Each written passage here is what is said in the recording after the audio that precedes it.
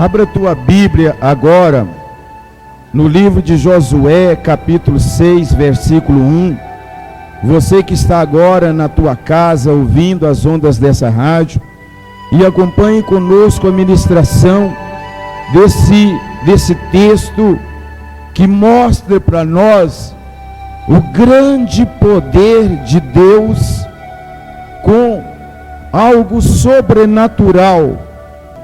O título desse texto diz: A destruição de Jericó. Ora, Jericó estava rigorosamente fechada por causa dos filhos de Israel. Ninguém saía nem entrava. Então disse o Senhor a Josué. Quem é que diz? O Senhor Jeová. Disse a Josué: Olha, entreguei na tua mão Jericó, e o seu rei e os seus valentes. Vós, pois, todos os homens de guerra, rodeareis a cidade, cercando-a uma vez. Assim fareis por 6 dias. Versículo 4: 7 sacerdotes levarão 7 trombetas de chifres de carneiro diante da arca. No 7º dia rodeareis a cidade 7 vezes, e os sacerdotes tocarão as trombetas. E será que, tocando-se longamente a trombeta de chifre de carneiro, ouvindo vós o sonido dela, todo o povo gritará com grande grita. O muro da cidade cairá abaixo, e o povo subirá nele, cada qual em frente de si. Eu quero dar uma parada aqui, para a gente começar a refletir e observar alguns detalhes muito importantes. Talvez você não conheça um pouco dessa história, e é importante a gente aprofundar um pouco mais, para depois, no final do texto, nós podermos ter a certeza absoluta do grande poder de Deus e o que Deus fez naquela cidade para aqueles povos que eram seus. Para os seus, Deus faz algo sobrenatural. A cidade de Jericó era uma grande cidade. Era aproximadamente 20 vezes maior do que essa cidade daqui. 20 vezes maior. Tinha aproximadamente 600 mil habitantes. E Jericó foi uma das primeiras cidades que Deus entregou nas mãos do povo israelita, do povo hebreu. Deus havia prometido a Abraão dar a toda a sua descendência uma terra onde manava leite e mel. E os espias de Josué foi visitar aqueles lugares e perceberam que aquela terra era uma terra de uma fertilidade absoluta, onde um cacho de uva gastava 2 homens para carregar. Deus havia prometido isso a Abraão e toda a sua descendência, e agora Deus havia acabado de cumprir. Mas como é que aquele povo ia poder tomar posse daquelas terras, sendo que aquele povo agora via pela frente cidades enormes, com exércitos preparados para a guerra, todas as cidades cercadas por enormes muros. Segundo estudo em teologia, alguns estudiosos e geólogos estudaram e conseguiram ter a certeza e perceber que a cidade de Jericó, ela era cercada por muros tão poderosos que em alguns lugares o muro tinha 6 metros de altura por 6 metros de espessura. Pastor, mas será que isso é verdade? É. O povo de antigamente fazia coisas muito fortes. Praticamente os cidadãos da cidade se envolviam todos no trabalho de construção de muros. E a cidade de Jericó era a cidade mais fortificada, onde o rei daquela cidade espalhava por toda a nação que a cidade dele, homem nenhum conseguia entrar. Para você ter uma noção, antigamente não existia tanques de guerra. Então os exércitos, quando ia invadir uma cidade, eles cortavam um tronco de árvore grande, um tronco de mais ou menos uns 10 metros de comprimento, e ali colocava aquela tora de madeira no chão e passava por debaixo daquela tora muitas cordas, e ia uma fileira de soldados de um lado e outra fileira enorme de soldados. Imagina uns 200 homens, uns 100 de cada lado. Pegava aquela corda, colocava no ombro, levantava aquela tora e saía correndo e dava uma pancada imensa naquele muro. Assim eles conseguiam quebrar, eles conseguiam derrubar muros muito fortes. Mas o muro da cidade de Jericó era indestrutível para o homem daquela época. Por que eu estou falando isso? Para você entender mais uma vez o grande poder de Deus. Deus falou para Josué: olha, Josué, eu entregarei na tua mão Jericó, o seu rei e os seus valentes. Eu entregarei nas suas mãos. Versículo 5. E Deus fala: os sacerdotes iriam na frente daquele povo. Ou seja, o sacerdote não é ele representante de Deus.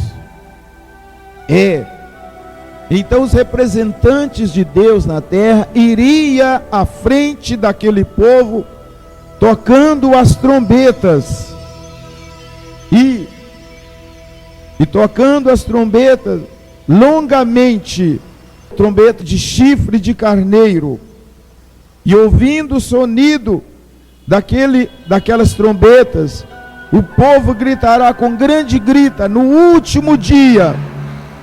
Porém, diz assim: então Josué, filho de Num, chamou os sacerdotes e disse-lhes: levai a arca da aliança. E levai a arca da aliança. Presta atenção. A arca da aliança representava a presença viva de Deus no meio daquele povo.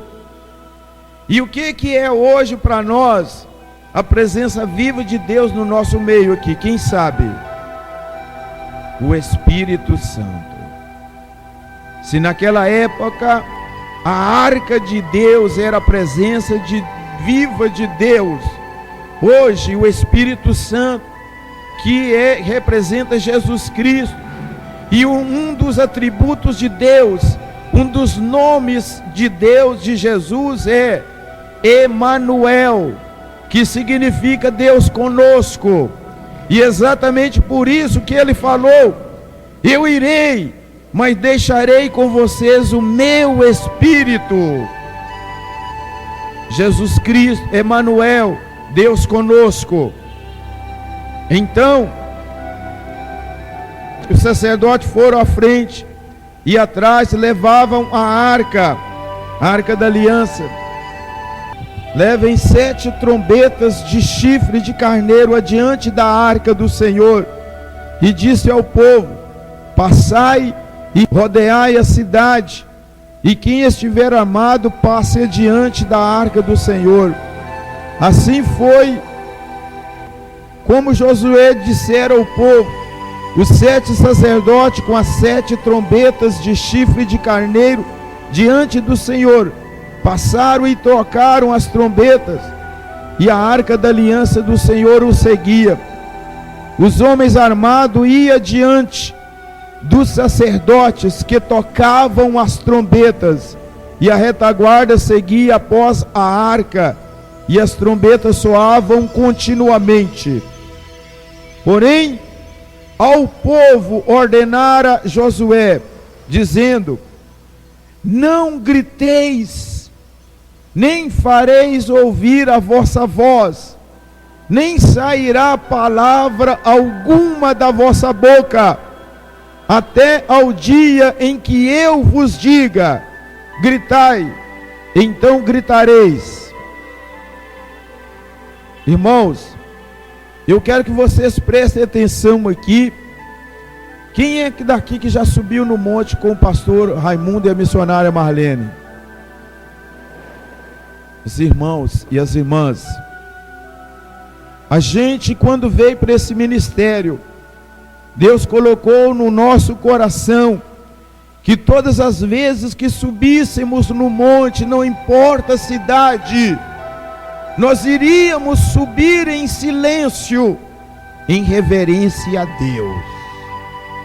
Aqui, Deus mandou que aquele povo rodeasse aquela cidade durante 6 dias, em profundo silêncio.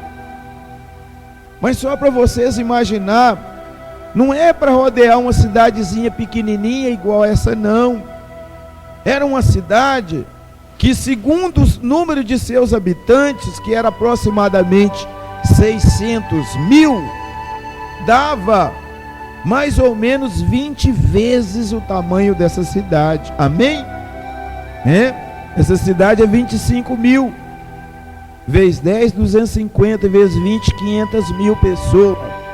É mais de 20 vezes o tamanho dessa cidade. Agora só eu estou colocando esses detalhes só para vocês imaginarem. Eu quero que vocês rodeiem essa cidade, uma cidade maior do que essa aqui, 20 vezes maior. Dá uma volta sobre toda a cidade.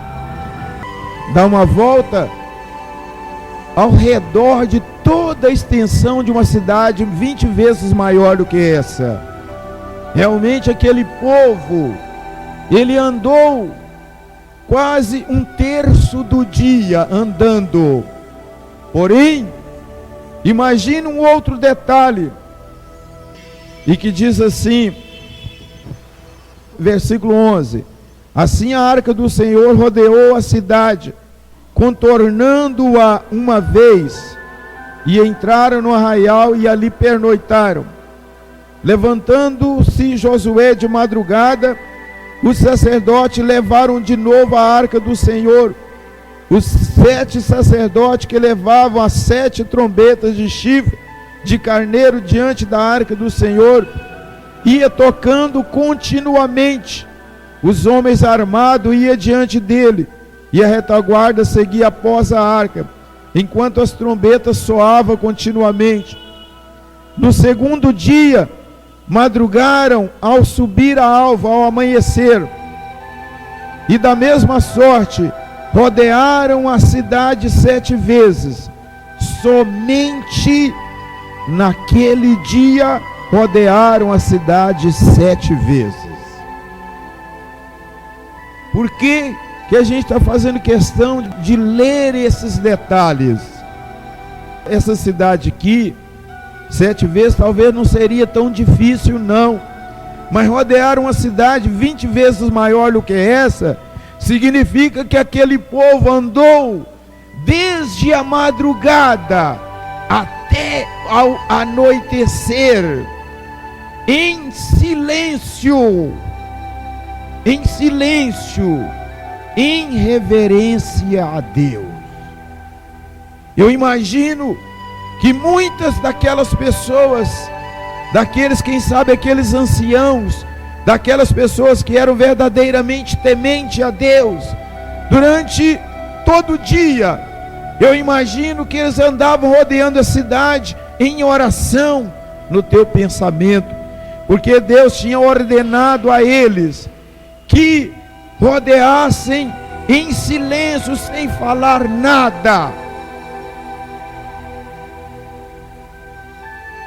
Com certeza, é uma dessa estratégia que Deus nos deu, de buscarmos a Ele no monte em silêncio, para que o povo seja abençoado. E no versículo 16 diz assim: e sucedeu que na 7ª vez, quando o sacerdote tocavam as trombetas, disse Josué ao povo: gritai, gritai, porque o Senhor vos entregou a cidade. Porém, a cidade será condenada, ela e tudo quanto nela houver, somente viverá Raabe, a prostituta, e todos os que estiverem com ela na casa, porquanto escondeu os mensageiros que enviamos. Quem era Raabe? Era uma mulher que tinha um prostíbulo, e esse prostíbulo ficava exatamente em cima do muro de Jericó. Só para vocês entenderem que realmente o muro era muito forte, era 6 metros de espessura, e tinha um prostíbulo em cima deste muro.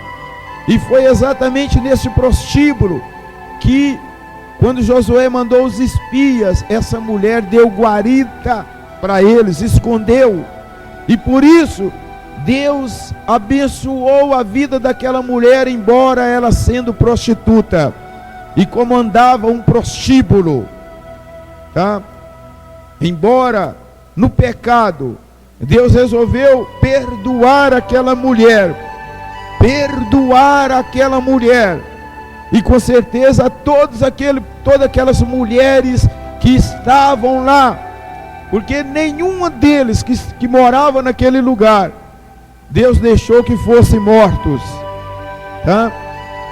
Então Raabe, a prostituta, todos os que estiverem com ela em casa, porquanto escondeu os mensageiros que enviamos. Então somente, versículo 18, então somente guardai-vos das coisas condenadas, para que, tendo-as vós condenado, não as tomei, e assim torneis maldito o arraial de Israel, e o confundais. Porém, toda prata, ouro e utensílios de bronze e de ferro são consagrados ao Senhor, irão para o seu tesouro. Então Deus deu uma ordem: nenhum animal daquela cidade eles poderiam matar para comer, nem boi, nem carneiro, nem ovelha, nem cabrito, nem nada, não poderia matar. Porém o ouro, a prata, as riquezas, os tesouros poderiam pegar. Porém, eu quero que vocês prestem atenção. Nessa primeira cidade, Deus ordenou que pudesse pegar os tesouros, menos os animais.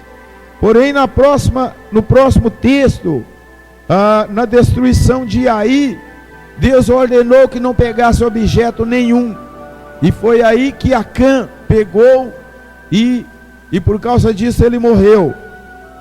Porém, aqui na destruição de Jericó, Deus permitiu toda a prata, ouro e utensílios de bronze e de ferro são consagrados ao Senhor e irão para o seu tesouro.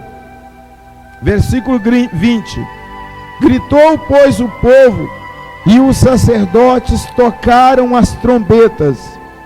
Todos, tendo ouvido o povo o sonido da trombeta, e levantando grande grito, ruíram as muralhas, e o povo subiu à cidade, cada qual em frente de si, e a tomaram. Irmãos, a gente encerra essa ministração dizendo para você, eu fiz questão de mencionar detalhes dessa muralha, para você entender que o povo que ama a Deus e que acha graça aos olhos de Deus, Deus é capaz de fazer o impossível, aquilo que o homem não pode fazer, destruir uma muralha de 6 metros de altura por 6 de espessura. Foi Deus, não foi o homem, porque o homem não tinha condição para isso naquela época. Foi literalmente Deus que derrubou aqueles muros, através da obediência daquele povo, através da reverência daquele povo, através do sacrifício daquele povo. Não foi sacrifício em dinheiro, mas foi sacrifício em aquele povo andar e rodear aquela cidade 6 vezes anterior e mais 7 vezes em um só dia, tá? Isso é para nós refletirmos. Qual é o preço que eu tenho pagado para ter intimidade de Deus na minha vida?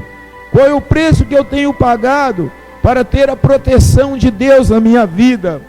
A missionária acabou dando um testemunho que ela foi no monte, mas a irmã Glorinha lá, e Deus deu livramento de morte para o nosso filho, que é carreteiro e transporta bobina de Patinga para São Paulo, num acidente onde a bobina estaria rolando sobre ele. Ela parou num simples gancho na carreta. É livramento de Deus, ouvindo a oração de uma mãe, vendo o trabalho de uma mãe e do esposo dela que trabalha na obra. É a mão de Deus que segurou o meu filho para que ele não estivesse morto, tá? Por que a gente faz questão disso? Quem sabe muitas vezes a pessoa pensa assim, puxa vida, o pastor fala tanto disso, mas até hoje eu não vi literalmente a mão de Deus mudando a minha vida ainda. Qual que é o preço que você tem pagado? Eu não estou falando em preço de dinheiro, não. Eu estou falando em preço do seu sacrifício, da tua vida, da tua busca. Da tua busca é isso. Se Deus destruiu aqueles muros, se Deus deixou que inicialmente 7 nações poderosas, os heveus, os heteus, os amorreus, os jebuseus, os gigarzeus, 7 nações poderosas, Deus destruiu. Deus deixou que todo esse povo fossem mortos,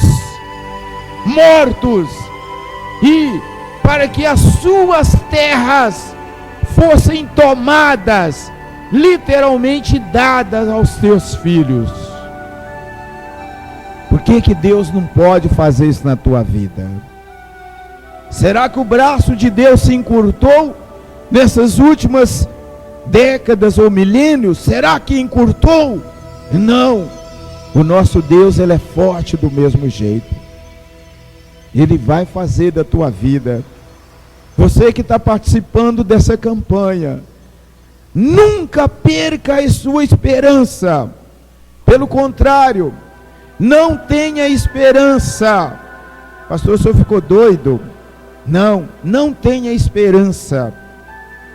Tenha certeza. Amém? Tenha certeza que Deus vai operar na tua vida. Tenha certeza. Busque incessantemente.